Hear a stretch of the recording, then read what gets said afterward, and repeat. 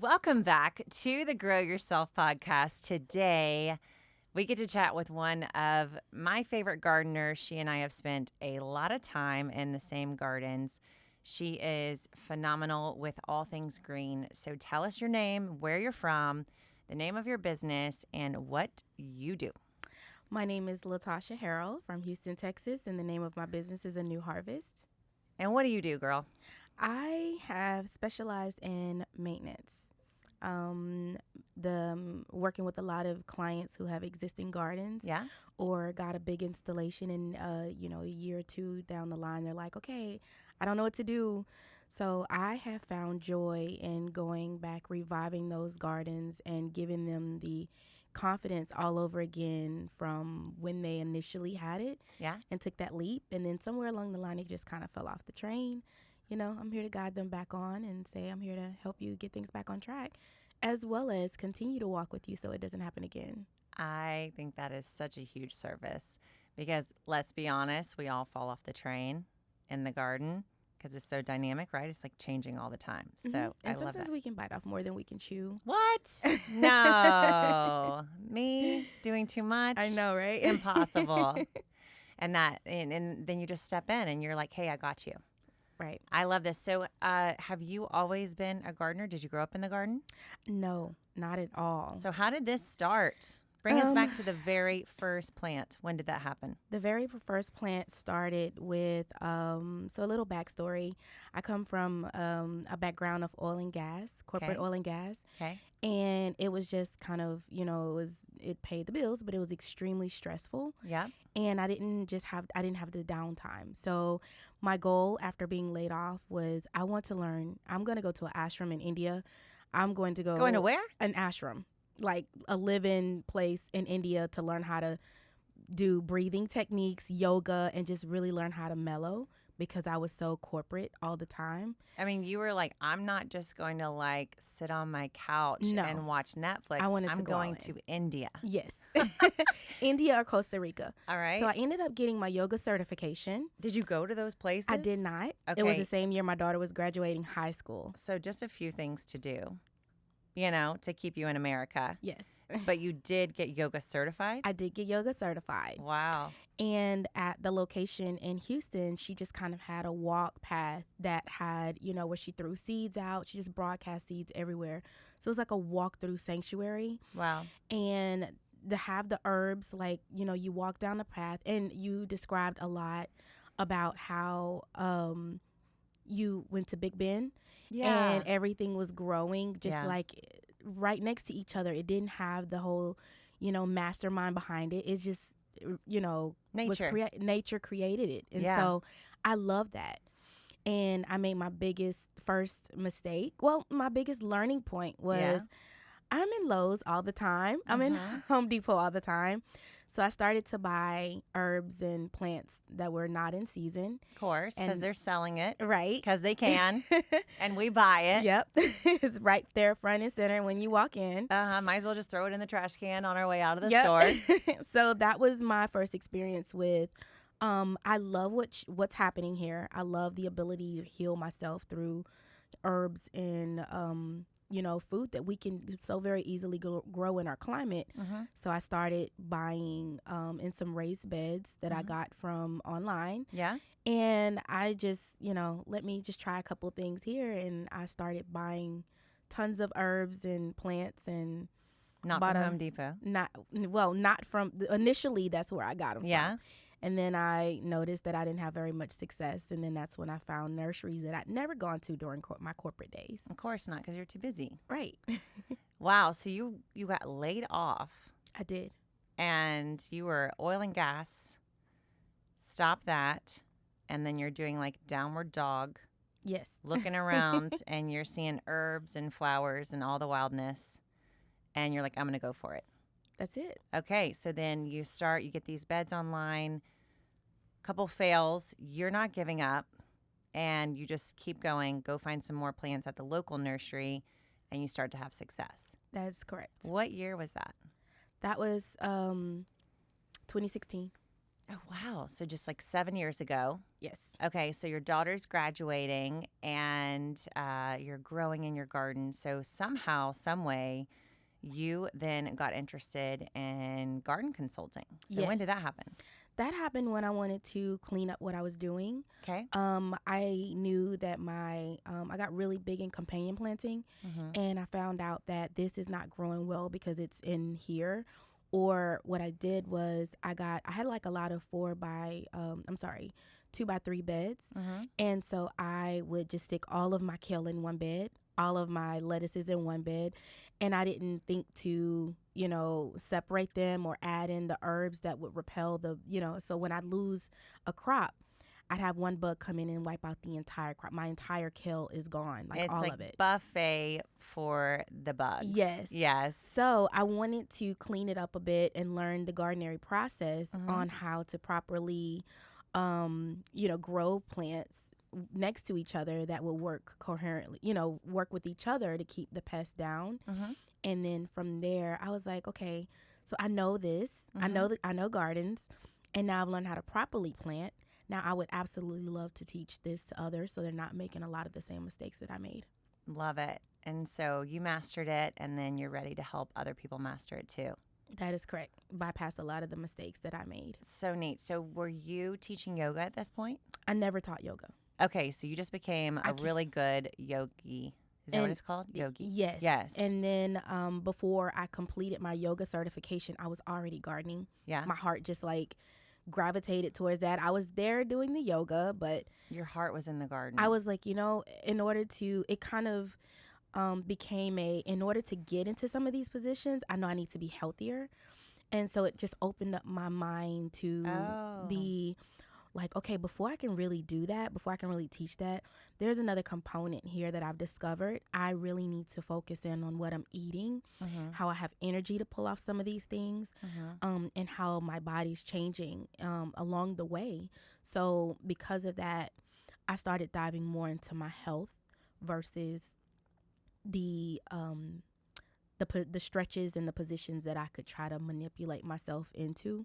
I knew that my health and my wellness internally and what I was taking in was far more important than being able to do, shape shift my body into a pretzel. Although that would be a sight. So if you ever want to take a photo of yourself shape shifting in the garden, I would love to see it. And you know what's so cool? I'm listening to your story and I'm thinking this woman thought she had to go across the world to find peace. I did. Yeah. I thought I needed to I was over the traffic. I was over the noise. I was over the hustle and bustle. And I just really wanted a different scenery altogether. I went into that corporate at a very early age to raise my daughter. And the money was there, but there was a huge trade-off. There was no peace. And I thought I needed to put on an all white suit, walked around like a monk and, or beige or tan suit and just walk around and just totally live in a silent place where no one hardly talked. And I thought that's what I needed, and it wasn't. And you found it in your backyard. I found it in my backyard. That's pretty cool. Thank you. So what does it feel like? What's a moment in your garden? Can you remember a moment in your garden that you were like, this is it? Like, I feel good right here. I would say it's been since having my son. Yeah.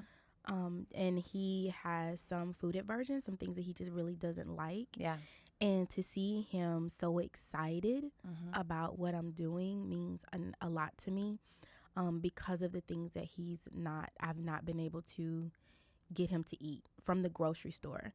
So to see his excitement in my garden, our garden, and his love for that, it just makes everything worthwhile, because I created my business to allow myself the freedom to raise him differently than what I did than what my daughter saw coming up while I was in corporate. Yeah. I vowed to make a complete change. So him in the garden, us, dancing and having fun, and he's seeing something that he planted by seed is now sprouting. While it may be still a struggle to get him to eat it, his excitement in seeing what he created has been it's been beautiful. And I often wonder how many of my clients feel that excitement from seeing what was, untapped potential in their yard to, Mm-hmm. Now it's back thriving, it's growing, and it's bigger than ever because now they're a huge part of reviving it. I love it. And he loves it. I got to walk He through your does. garden with you less than a week ago, and he was so proud. He's so proud of it. He calls it his garden. Yes. That's such a gift you've given him. That's amazing. Okay, so you are the Houston gardener. So bring us through a year of gardening in Houston. Let's start with January, February. What's going on in the garden? January, February, we are, that's the season where we're preparing for spring. Okay. A lot of the winter items are starting to kind of phase out as the temperatures warm up mid to late February. Okay. And we're preparing for the spring. What are the winter crops? Like what was in there? Winter crops are, we're seeing the last of the broccoli that you may have harvested once or twice, and now it has side shoots. We're seeing a lot of the salads start to taste a little bit different in the garden because the temperatures are starting to get a little bit warmer and it's not cold. We're seeing the last little bit of spinach and a lot of our brassicas that are now on the tail end of their lifespan. They're really the taste is starting to change because the temperatures, again, they've just gone through extremely cold and now it's starting to warm up. And I bet people who are listening to this who don't live in Houston, they're like, what? Like your cool season things are finishing up in February? Like we can't even go outside in February without wearing like 4 layers of clothing. In February, it is still a little chilly. Yeah. And like I said, that's when we start making plans for, okay, let's start to finish these things off. And But you've got a garden full in January, February of like all these things you're talking about. The greens, I do. the broccoli. Yeah, really? Yes. Wow. Yes. We So- make it through a night or two of frost, and these things really, they're still at their peak during this time. Yeah. But I am preparing everyone that, let's finish off what we have. Wow. So you're just like salad for breakfast, lunch, and dinner, spinach in the morning, spinach in the afternoon, spinach at night. That is it. You get spinach like a 6 month. It's a 6 month window. So And you get what you get, and you don't throw a fit, right? That's what you right. tell your son. And we move on. We are having broccoli right now because it will be gone soon. Okay, so that's January, February, and then how soon are you going to plant things for the spring? You said like this is coming really fast, where it's going to warm up. In April. Oh, really? Okay. Yes. In April, we start to do April, we start to do the switch over for the spring items. So it's usually towards the end of March. March, I would say I start to pull things out that are no longer, maybe you've harvested your cauliflower, and I've showed you how to use the leaves. And then it's time to, pull that out because it's not going to give you another cauliflower again. So March, beginning of April, we start to see, a little bit, the carrots have carrot greens and learning how to use those things before the final product. season. Yeah. Making the most of what you got. I totally get that. All right. So Houston, my memory is like we had tomatoes in the garden March, April. We might be having bright red tomatoes in May, sometimes as early as late April. Right. Is that crazy or what? Like I love it. Most Yeah. people haven't even put a tomato in the ground yet, and you're already harvesting. Yes. I had clients actually this year. I snuck a tomato in like right before the frost date. Yeah. And they're like, this is not the time. You're supposed, it was a time where you would typically buy a tomato plant and baby it until the weather, the threat of frost has passed. But You took a chance. I took a chance. And I was like, I really want tomatoes and I want them as soon as possible. And what happened? So I babied it and I put it in the beginning of February. Oh, wow. I didn't wait to mid-February.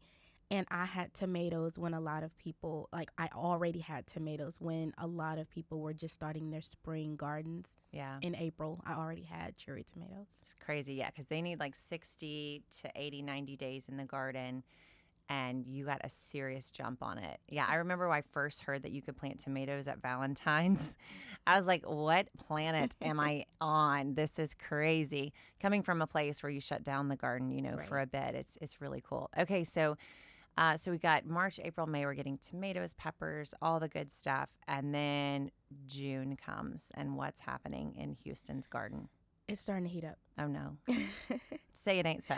It is starting to heat up. We're starting to see the high 90s. And now it's time to put in our um, eggplant and okra and a lot of things that will be able to withstand the heat Okay. of the upcoming months and get those things planted. And we're completely taking out everything from actually before that point, everything from the winter garden will have been out. Yep. And we're starting to do a lot more pruning on our tomatoes to promote more growth and just really preparing those gardens for that turnover, for that heat wave that's coming in Houston. And if I remember correctly, I remember a couple years I'd leave my tomatoes in and I would pretty much regret it because I'd leave them.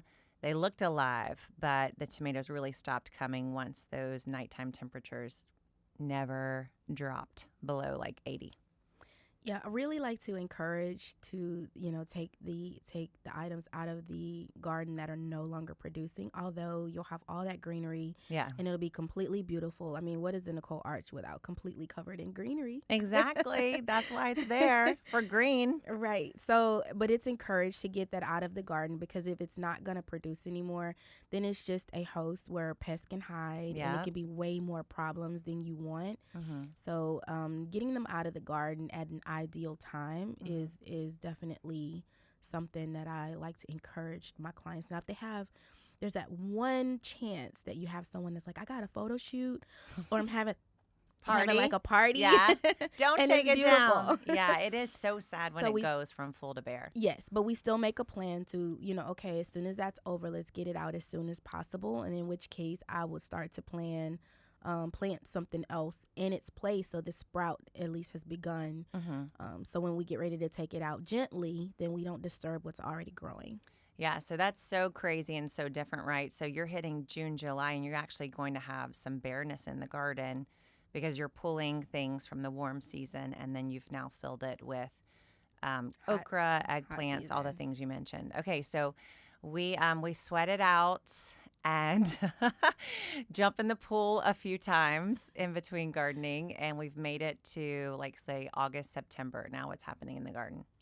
August, September is a second warm season. So we replicate a lot of the things we saw during spring at the end of the early part of the year frost.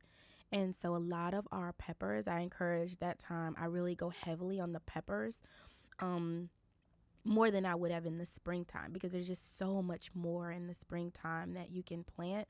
But when we get to August, September, the temperatures in Houston are still iffy. Yeah. Like they're still iffy as in hottie.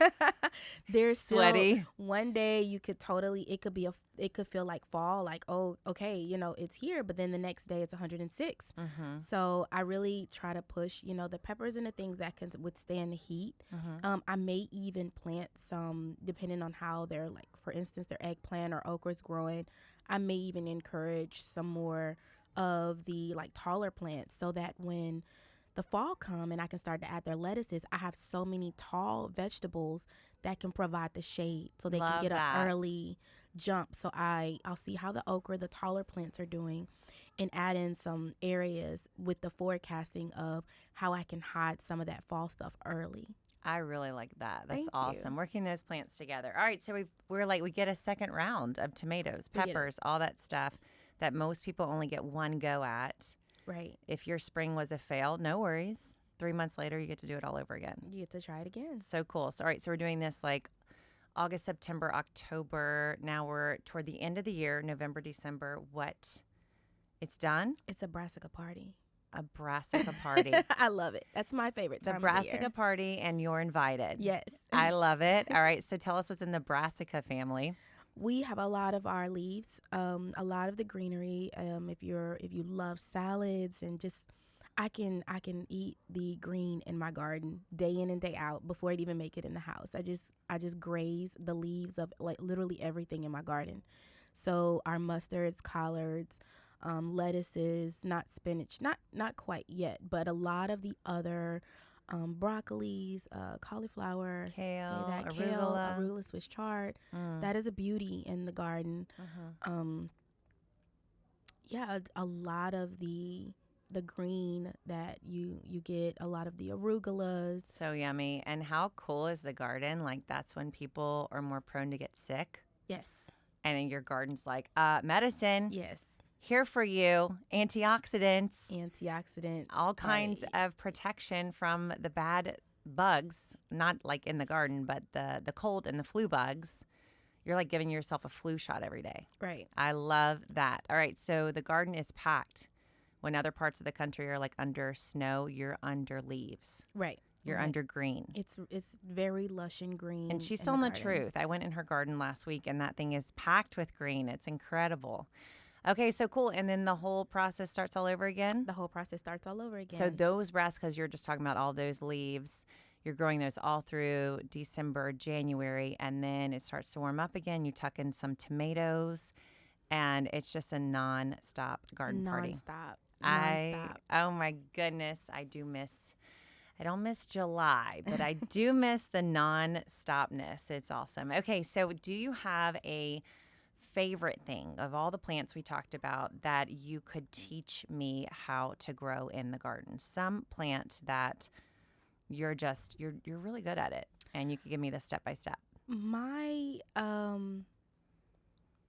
My favorite thing to eat from my garden. And that's is where we kale. have to start. That is Yes. where we have to start, is the eating. The eating. Start with the end in mind. This is going in the mouth, in the belly. All right, so kale. Kale is my favorite thing to eat in the garden. I Okay. never ate kale before I started gardening. Mm-hmm. And kale is pretty simple to grow. I will say I love to teach people how to grow our tomatoes, though. Oh, Tomatoes. you want to do that one then? Yes, let's do that one. Let's go. Tomato. Do it. Tomatoes. What I love about tomatoes is their versatility. But what I've learned, the best way to plant a tomato is to go all the way down to that first leaf node. Okay. So dig pretty deep. Mm-hmm. Cut off a lot of the bottom bottom leaves You going in a raised bed or in the ground? in the raised beds. Okay. Got it. And then You plant put pretty. anything special down there? I've seen people put like fish, salts, Epsom. They like get their showers Epsom salt, put it down there. Do you put any of that down there or just put it down? I don't put. You just got good soil. You Yes. trust the soil. I trust my soil. Love I do it. use a lot of compost. Okay.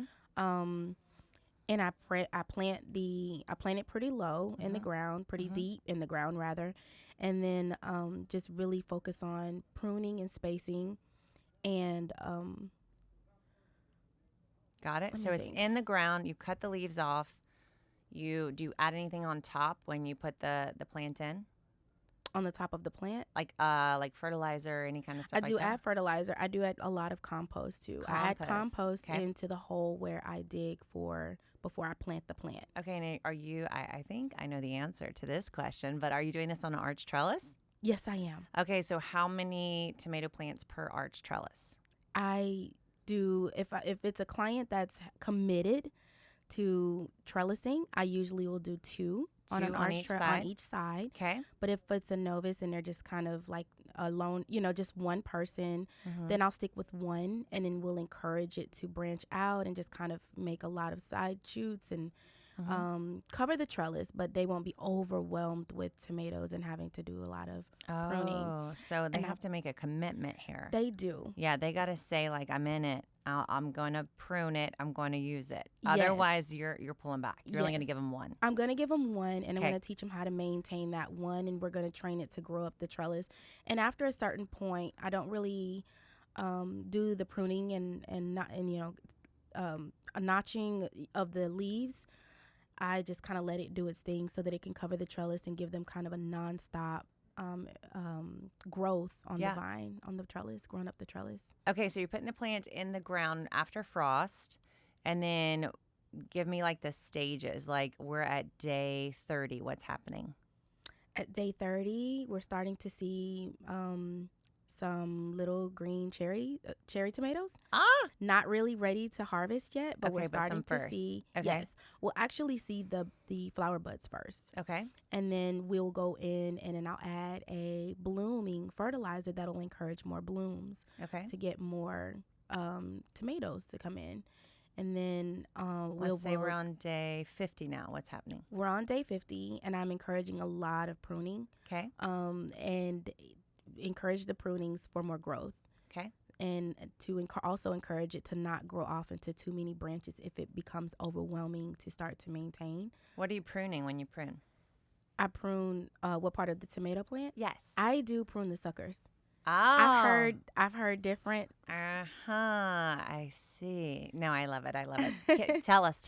Why do you prune the suckers? I prune the suckers because pruning the I'm drawing a blank. The other The non-suckers. the non The main suckers. stem. Instead of pruning those, I have better control over how wide the plant will branch out and have all the other, like leggy parts where it's branched off and made more parts of the tomato. Basically, its own other tomato plant growing from the side of the tomato plant. You like to be in control. Yes, I do. You're in the driver's seat here with this tomato. Yes. So controlling it by taking the suckers encourages the plants, the tomatoes that are growing to continue to put off bigger, healthier, bigger plants instead of so many little ones. What I found personally in my garden is the more I have, it requires a whole lot more maintenance. Yeah. And tying back and trying not to cut more than 30% of the plant, it just becomes overwhelming, and then I have more waste than I actually want. Love it. So I prune the suckers, keep that main stem on the trellis. I hear ya. And then you're gonna get bigger tomatoes. Bigger tomatoes. Not as many, but bigger. And then bring me to the end. So I planted this. Let's say I followed your rule and I did it in February. When do I get my first tomato? You get your first tomato. You'll start to see your first tomato around the 30-day mark. But once they've gone from green to red to now your salad, we're looking at around day 50, 60. Oh, yes. wow. Super fast. That's so cool. And then I also really have a conversation with my client about what their intentions are. If they want a interdeterminate tomato that'll give them a lot over a period, or if they want to, they're an experienced gardener and maybe say they want to try to make ketchup, or tomato sauce. They pasta want sauce. a can pasta sauce. Then Salsa. I encourage it all at once, so they'll get all of that growth in the end, and they'll have a huge harvest at the end of the life of the plant to be able to do that, and they won't have to harvest every single day right, and pile it up and watch it not be nice when it's time to make your stuff. Right. So I knowing love the that. client, knowing the audience, and knowing their intention behind that plant is super important for what type of plant I would suggest that they put into their garden. And also, again, how many are they trying to feed? What are their intentions as far as harvesting? What does that look like for them? And if they want the unruliness of a huge plant, or if they want to keep it simple and just have a few tomatoes to satisfy them, is how I go into the process of what type of tomatoes I actually plant in their garden. Everyone in Houston wants tomatoes. The beginner gardeners, the experienced gardeners, it's just like tomato is what make everyone feel super successful. Oh, so I know. making it's like sure the crown jewel of the garden, yes, right? making sure they have exactly what it is their desires for that particular season is super important. So that kind of funnels or spearheads what type of tomatoes I plant in their garden. I love that. So if you want a little bit every day, you just want to you're not into the canning, the processing, you just want to a few bites, we're going to go with the vining indeterminate. And then every single day you can just go pick a few. And if you're like, I am Martha Stewart, I am going to make my own pasta sauce, my own pizza sauce, my own saucy sauce, then you want to go with the determinate. It's going to be a bush tomato. You'll get all your tomatoes at once. You're going to be covered in sauce, and you're going to feel so amazing because LaTasha helped you do it. That's correct. Exactly. I'm the Okay. girl. I love it. All right, I've got 2 questions left for you. Yes. Okay. Back in the day when you were doing that yoga, what's a good yoga? The samurai warrior. So warrior pose. Warrior pose. Tree pose next to those plants, and you're like, I want that. What would you tell her back then? What's a piece of advice you would give her? I would tell her to get out of her head. Oh. Get out of her head. Stop trying to rationalize everything. Gardening is an experience. And what I've learned is you can teach the wrong way per se, in yoga, because you deal with a lot of different people with a lot of different ailments. And in my head, when I started to garden, I wanted to make sense of it. I was trying to move away from that corporate mindset of it has to make sense and everything is black and white. I found with gardening that it's an experience. It's now becoming a way of life for a lot of people, but it's definitely an experience that you have every time you go into the garden. So not trying to find a black and white. What works for one garden may not work for the next garden because it's not a black and white scenario. We're going against Mother Earth. We're going against the elements. We're going against your sun needs, and you may be located different from the sun than someone else. So definitely taking the hard part out of it and just loving every part of it has really transformed many gardens when you just do what you love and not really have any real hardcore expectations, because every single garden is different. Yeah. And every year is different, right? Every year is different. I Every love it. season is different. So Yeah. just really taking the hard part out of the mental part of it has been so good. the key. Release the expectations, trust the experience. That's it. Yeah, it is an experience. I love that word. All right, last question. What is your legacy going to be? What do you want to leave behind? What is your big, big, big dream?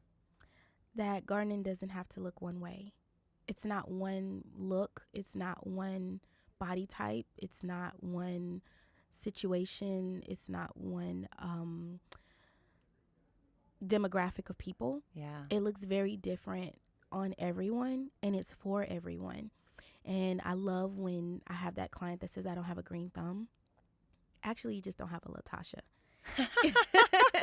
Because I can set it up where there's going to be minimal to very few issues. And when you're off to a great start, then it makes things so much more easier to maintain when I set you up in a situation that's perfect just for you.